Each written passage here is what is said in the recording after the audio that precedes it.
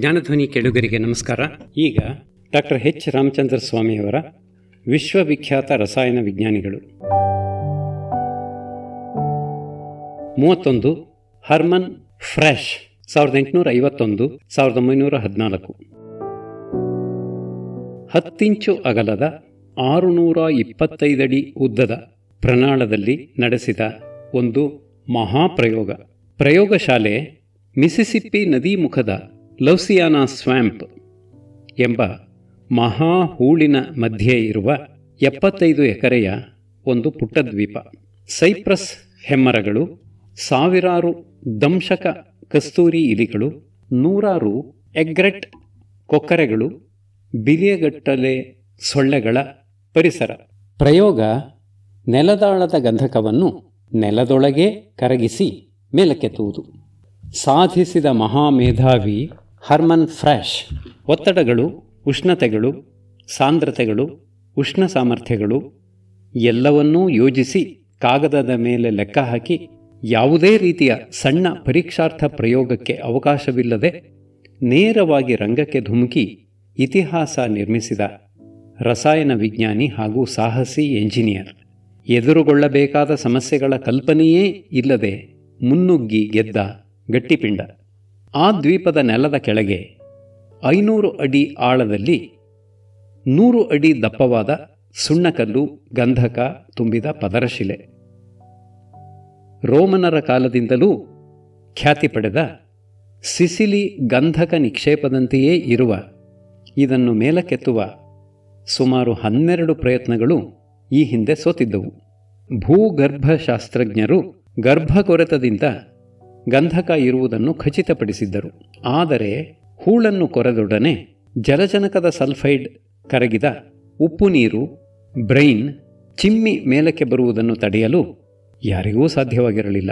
ಅನೇಕ ಕೊರೆತ ಕಂಪನಿಗಳು, ಗಣಿಶಿಲ್ಪಿಗಳು ಗಂಧಕವನ್ನು ಹೊರತೆಗೆಯಲಾರದೆ ಹಣ ನಷ್ಟ ಮಾಡಿಕೊಂಡಿದ್ದವು, ಅಪಮಾನಿತರಾಗಿದ್ದರು. ಹರ್ಮನ್ ಫ್ರೆಶ್ ಇದನ್ನು ಸಂಪೂರ್ಣವಾಗಿ ಅಧ್ಯಯನ ಮಾಡಿದ, ಮಾಹಿತಿ ಕಲೆ ಹಾಕಿದ. ಗಂಧಕಕ್ಕಿರುವ ವಿಶ್ವ ಮಾರುಕಟ್ಟೆಯನ್ನೂ ಸಿಸಿಲಿಯನ್ ಏಕಸ್ವಾಮ್ಯವನ್ನೂ ಗಮನಿಸಿದ. ಇಲ್ಲಿ ಗಣಿ ಅಗೆದರೂ ಸಹ ಉಪ್ಪು ನೀರು ತುಂಬಿಕೊಳ್ಳುವುದರಿಂದ ಜನ ಕೆಲಸ ಮಾಡಲು ಅಸಾಧ್ಯ. ಹೊಸ ಉಪಾಯ ಹುಡುಕಬೇಕು.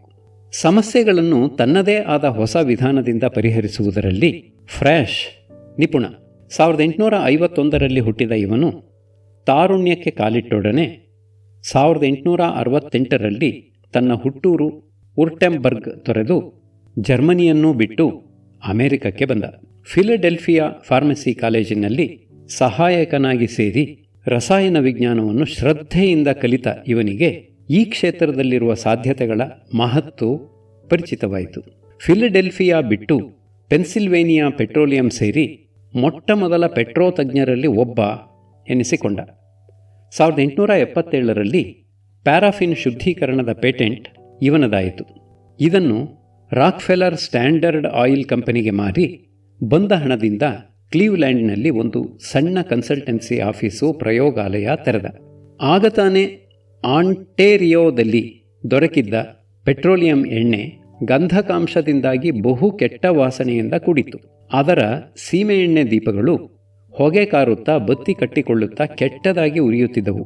ಫ್ರೆಶ್ 1885ರಲ್ಲಿ ಅಲ್ಲಿದ್ದ ಒಂದು ಸಣ್ಣ ರಿಫೈನರಿಯನ್ನು ಒಳಗೊಂಡ ಎಂಪೈರ್ ಆಯಿಲ್ ಕಂಪನಿಯನ್ನು ಅದು ದಿವಾಳಿಯಾಗುವುದರಲ್ಲಿದ್ದ ಹಂತದಲ್ಲಿ ಕೊಂಡುಕೊಂಡ. ಉತ್ಪನ್ನಗಳನ್ನು ಶುದ್ಧೀಕರಿಸಿ ಲಾಭದಾಯಕವಾಗಿ ಮಾರಿ ಕಂಪನಿಯನ್ನು ಊರ್ಜಿತಗೊಳಿಸುವುದರಲ್ಲಿದ್ದಾಗ ಕ್ವೀನ್ಲ್ಯಾಂಡಿಗೆ ಹಿಂದಿರುಗಬೇಕೆಂದು ರಾಕ್ಫೆಲ್ಲರ್ನಿಂದ ಕರೆ ಬಂದಿತು. ಓಹಿಯೋ, ಇಂಡಿಯಾನಾಗಳಲ್ಲಿರುವ ಲೈಮಾ ಬಯಲಿನಲ್ಲಿ ಹೊಸದಾಗಿ ಪೆಟ್ರೋಲಿಯಂ ದೊರಕಿತ್ತು. ಇದೂ ಕೆಟ್ಟ ವಾಸನೆಯದಾಗಿದ್ದರೂ ರಾಕ್ಫೆಲ್ಲರ್ ಕಂಪನಿಯು ಉದ್ಯಮದಲ್ಲಿ ಮೇಲುಗೈ ಸಾಧಿಸುವುದಕ್ಕಾಗಿ ಲೈಮಾದ ಅನೇಕ ಎಣ್ಣೆ ಬಾವಿಗಳನ್ನು ಕೊಂಡಿತ್ತು. ಅಲ್ಲದೆ ಸ್ವತಂತ್ರ ಉತ್ಪಾದಕರಿಂದ ಸಹ ಬ್ಯಾರೆಲ್ಗೆ 5 ಸೆಂಟ್ನಂತೆ ಕಚ್ಚಾ ಎಣ್ಣೆಯನ್ನು ಕೊಳ್ಳುತ್ತಿತ್ತು. ಈ ಕೆಟ್ಟ ಎಣ್ಣೆಯನ್ನು ಮಾರಲಾರದೆ ಕಂಪನಿ ಪುನಃ ಫ್ರೆಶ್ನಿಗೆ ಶರಣಾಗಬೇಕಾಯಿತು. ಅವನ ಆಂಟೀರಿಯೋ ಕಂಪನಿಯನ್ನೂ ತಾನೇ ಕೊಂಡು ತೈಲ ಶುದ್ಧೀಕರಣದ ಅವನ ಇನ್ನೂ 3 ಪೇಟೆಂಟ್ಗಳನ್ನೂ ಕೊಂಡು ಅವನಿಗೆ ಸ್ಟ್ಯಾಂಡರ್ಡ್ ಆಯಿಲ್ ಕಂಪನಿಯ ಅರ್ಧ ಸ್ವಾಮ್ಯವನ್ನೇ ಸ್ಟಾಕ್ ರೂಪದಲ್ಲಿ ಕೊಟ್ಟಿತು. ಅವನನ್ನು ಅಮೆರಿಕನ್ ಇತಿಹಾಸದ ಮೊದಲ ಪ್ರಾಯೋಗಿಕ ಪೆಟ್ರೋ ಉದ್ಯಮ ಸಂಶೋಧಕನನ್ನಾಗಿ ಲೈಮಾಕ್ಕೆ ಕಳುಹಿಸಿತು. ಫ್ರಾಶ್ ಅನೇಕ ಲೋಹಗಳ ಆಕ್ಸೈಡ್ ಮಿಶ್ರಣವನ್ನು ಬಳಸಿ ತೈಲದಲ್ಲಿದ್ದ ಗಂಧಕದ ಸಂಯುಕ್ತಗಳನ್ನೆಲ್ಲ ಲೋಹಗಳ ಸಲ್ಫೈಡ್ ರೂಪದಲ್ಲಿ ಒತ್ತರಿಸಿ ತೆಗೆಯುವ ಹೊಸ ವಿಧಾನವನ್ನು 1887ರಲ್ಲಿ ಪೇಟೆಂಟ್ ಮಾಡಿದ. ಹೀಗೆ ಬಂದ ಸಲ್ಫೈಡ್ಗಳನ್ನು ಚೆನ್ನಾಗಿ ಹುರಿದು ಆಕ್ಸೈಡ್ ಆಗಿಸಿ ಪುನಃ ಉಪಯೋಗಿಸಬಹುದಾಗಿತ್ತು. 2 ವರ್ಷ ಶ್ರಮಿಸಿ ಯಾವ ಆಕ್ಸೈಡ್ಗಳ ಯಾವ ಪ್ರಮಾಣದ ಮಿಶ್ರಣ ಆರ್ಥಿಕವಾಗಿ ಹಾಗೂ ರಾಸಾಯನಿಕವಾಗಿ ಅತ್ಯಂತ ಉಪಯುಕ್ತ, ಗಂಧಕದ ಬೇರ್ಪಡೆ ಎಣ್ಣೆಯನ್ನು ಭಟ್ಟಿ ಇಳಿಸುವಾಗ ಆಗಬೇಕೇ ಮೊದಲೇ, ಸಲ್ಫೈಡ್ ಒತ್ತರಿಸುವಿಕೆಯ ಆಕ್ಸೈಡುಗಳ ಪುನರುತ್ಪಾದನೆಯ ಅತ್ಯಂತ ಸಮರ್ಥ ಕ್ರಿಯಾತಂತ್ರ ಹೇಗೆ ಇತ್ಯಾದಿ ಸಮಸ್ಯೆಗಳನ್ನೆಲ್ಲ ಬಿಡಿಸಿದ.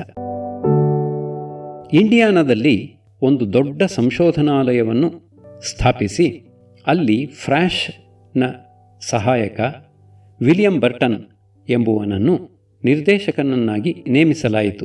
ನ್ಯೂಜೆರ್ಸಿಯಲ್ಲೂ ಸಂಶೋಧನಾಲಯ, ರಿಫೈನರಿ ಇತ್ಯಾದಿ ಬೃಹತ್ ಸ್ಥಾವರಗಳು ತಲೆ ಎತ್ತಿದವು. ಇಲ್ಲಿ ಫ್ರಾಶ್ $8,000 ಸಂಬಳದ ಮೇಲೆ ತನ್ನ ಅಧ್ಯಯನ ಮುಂದುವರೆಸಿದ. ಪೆನ್ಸಿಲ್ವೇನಿಯಾ ರಿಫೈನರಿಯಿಂದ ತ್ಯಾಜ್ಯ ಮಡ್ಡಿಯನ್ನು ತರಿಸಿ ಅದರಿಂದ ಬೇರ್ಪಡಿಸಬಹುದಾದ ಉಪಯುಕ್ತ ಸಂಯುಕ್ತಗಳು ಯಾವುವು ಎಂಬುದನ್ನು ಸಂಶೋಧಿಸಿದ.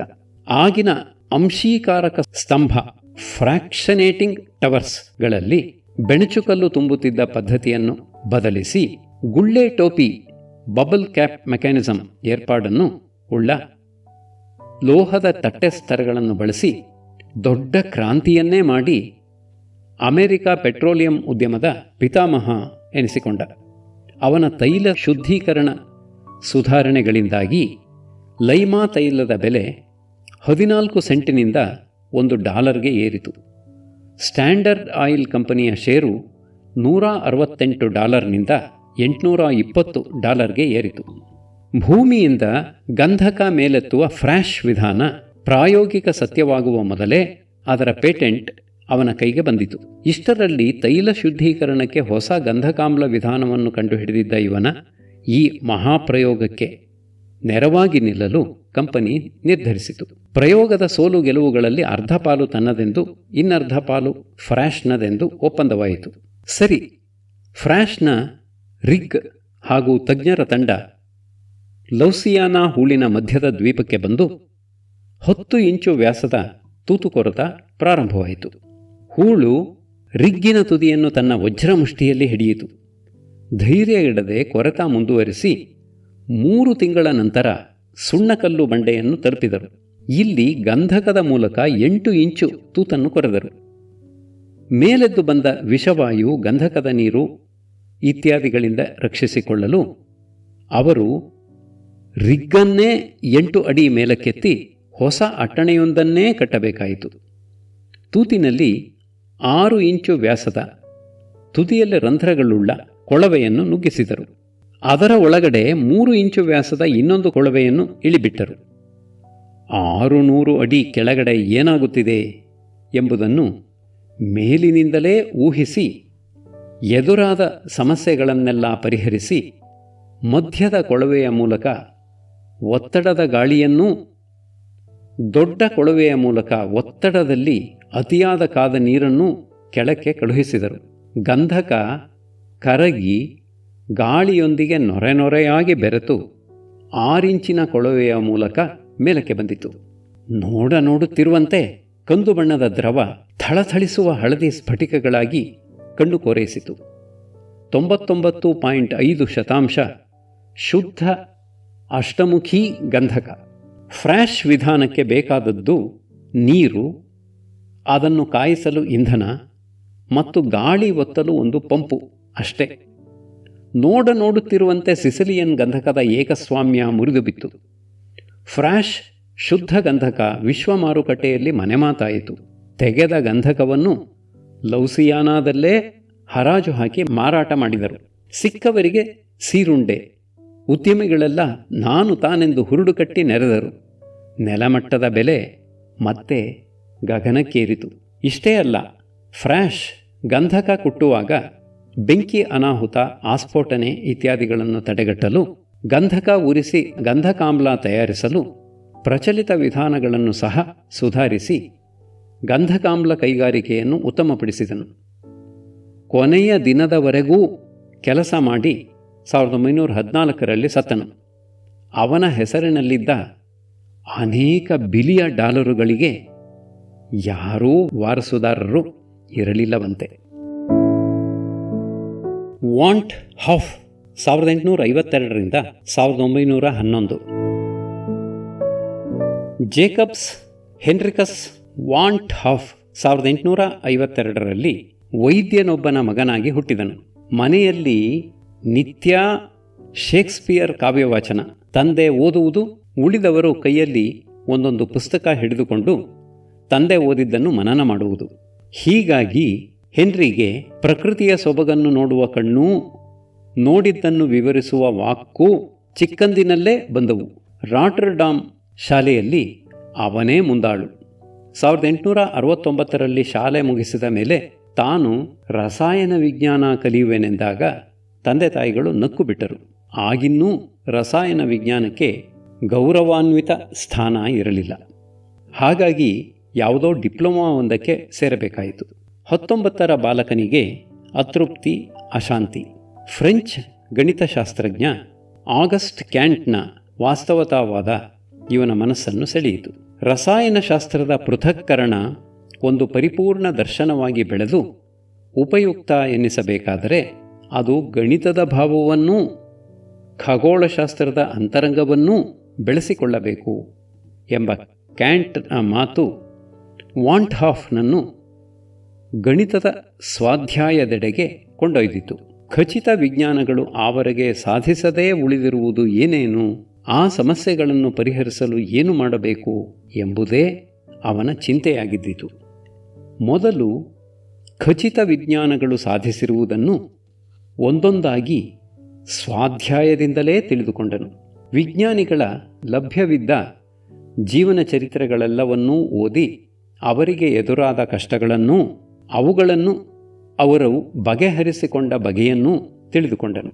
ವೇವೆಲ್ಲನ ಪುರೋಗಾಮಿ ವಿಜ್ಞಾನಗಳ ಚರಿತ್ರೆ, ಟೈನೆಯ ಬುದ್ಧಿವಂತಿಕೆ ಅಂಥ ಕೃತಿಗಳು ಅವನ ಚಿಂತನೆಯ ಆಳ ವಿಸ್ತಾರಗಳನ್ನು ಹೆಚ್ಚಿಸಿದವು.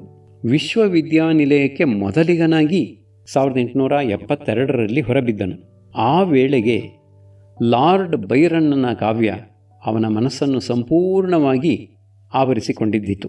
ಕೊನೆಯವರೆಗೂ ಬೈರನ್ ವಾಂಟ್ ಹಾಫ್ನ ಆರಾಧ್ಯ ದೈವವಾಗಿಯೇ ಉಳಿದನು. ವಾಂಟ್ ಹಾಫ್ ಆವರೆಗೆ ಓದಿದ ಲೈಡನ್ ವಿಶ್ವವಿದ್ಯಾನಿಲಯದಲ್ಲಿ ರಸಾಯನ ವಿಜ್ಞಾನಕ್ಕೆ ಅಷ್ಟೊಂದು ಪ್ರಾಶಸ್ತ್ಯ ಪರಿಕರಗಳು ಲಭ್ಯವಿರಲಿಲ್ಲವಾದ್ದರಿಂದ ಬಾನ್ಗೆ ಬಂದು ಕೆಕುಲೆಯ ಬಳಿ ಸೇರಿದ. ಲೈಡನ್ನಲ್ಲಿ ಪರಿಸರ, ನಗರ, ಜನಗಳು ಎಲ್ಲ ಗದ್ಯವಾಗಿತ್ತು. ಬಾನ್ನಲ್ಲಿ ಎಲ್ಲವೂ ದಿವ್ಯವಾದ ಕಾವ್ಯ. ಪ್ರಯೋಗಶಾಲೆಯಲ್ಲಿ ನನಗೆ ಉತ್ತಮ ಪರಿಸರವಿದೆ. ನಾವು 12 ಜನ ಹೊಸತನ್ನು ಕಂಡುಹಿಡಿಯುವುದಕ್ಕಾಗಿ ಹಗಲಿರಳೂ ದುಡಿಯುತ್ತಿದ್ದೇವೆ. ದಿನಗಳು ಆನಂದಮಯವಾಗಿ ಕಳೆಯುತ್ತಿವೆ ಎಂದು ಡೈರಿಯಲ್ಲಿ ಬರೆದಿಟ್ಟಿರುವ ವಾಂಟ್ ಹಾಫ್ ಕೆಕೂಲೆಯಿಂದ ಬಹಳಷ್ಟು ರಸಾಯನ ವಿಜ್ಞಾನವನ್ನು ಮನದಣಿಯೇ ಕಲಿತ. 1873ರ ಕೊನೆಗೆ ಡಾಕ್ಟರೇಟ್ ಪಡೆದಾದ ಮೇಲೆ ಕೆಕೂಲೆಯ ಸಲಹೆಯಂತೆ ಪ್ಯಾರಿಸ್ಗೆ ಹೋಗಿ ವುರ್ಟ್ಸ್ ಬಳಿ ಸಹಾಯಕ ಸಂಶೋಧಕನಾಗಿ ಸೇರಿದ. ವುರ್ಟ್ಸ್ ಹಾಗೂ ಅಲ್ಲಿಯ ಹಿರಿಯ ವಿದ್ಯಾರ್ಥಿಗಳು, ಅದರಲ್ಲೂ ಜೋಸೆಫ್ ಅಖಿಲೆ ಲೆಬೆಲ್ ಅವನ ಬುದ್ಧಿಯನ್ನು ತುಂಬ ಪ್ರಚೋದಿಸಿದರು. ತಂದೆ ತಾಯಿಗಳನ್ನು ನೋಡದೆ ಬಹಳ ಕಾಲವಾಗಿದ್ದರಿಂದ ಪ್ಯಾರಿಸ್ನಲ್ಲಿ ಹೆಚ್ಚು ದಿನ ಇರದೆ ಹಾಲೆಂಡ್ಗೆ ವಾಪಸ್ಸಾದ ಈ 22ರ ಹುಡುಗ ಮನೆಯಲ್ಲೇ ಕುಳಿತು ಪ್ರಬಂಧವೊಂದನ್ನು ಬರೆದು ಪ್ರಕಟಿಸಿದ.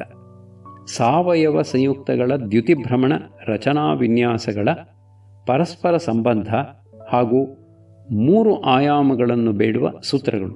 1875ರಲ್ಲಿ ಇದರ ಫ್ರೆಂಚ್ ಅನುವಾದ ಪ್ರಕಟವಾಯಿತು. ಮಾರನೆಯ ವರ್ಷ ಕ್ರಾಂತಿಕಾರಿ ಬರಹ ಎಂಬ ಹೊಗಳಿಕೆಯೊಂದಿಗೆ ಅದರ ಜರ್ಮನ್ ಅನುವಾದವೂ ಪ್ರಕಟವಾಯಿತು. ಚಿಲ್ಡೆ ಹೆರಾಲ್ಡ್ ಬರೆದ ಬೈರನ್ನಂತೆ ವಾಂಟ್ ಹಾಫ್ ಸಹ ಬೆಳಗ್ಗೆ ಏಳುವುದರೊಳಗೆ ಸುಪ್ರಸಿದ್ಧನಾಗಿ ಬಿಟ್ಟಿದ್ದ.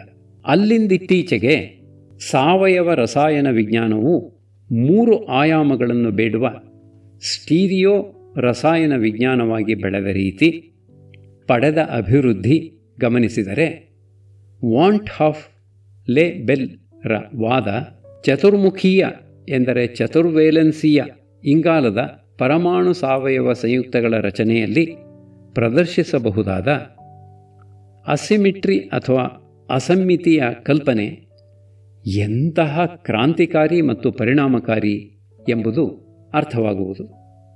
ಆದರೆ ಕೋಲ್ಬೆಯಂಥ ಕೆಲವರು ಇದನ್ನು ಮನಗಾಣದೆ ಈ ಕಲ್ಪನೆಯನ್ನು ಕಟುವಾಗಿ ವಿಮರ್ಶಿಸಿ ಟೀಕಿಸಿದರು. ಆದರೇನು, 1-2 ತಿಂಗಳುಗಳಲ್ಲಿಯೇ ಆಮ್ಸ್ಟರ್ಡಾಮ್ ವಿಶ್ವವಿದ್ಯಾನಿಲಯವು ವಾಂಟ್ ಹಾಫ್ನನ್ನು ತನ್ನ ರಸಾಯನ ವಿಜ್ಞಾನ ವಿಭಾಗದ ಮುಖ್ಯಸ್ಥನನ್ನಾಗಿ ನೇಮಿಸಿಕೊಂಡಿತು.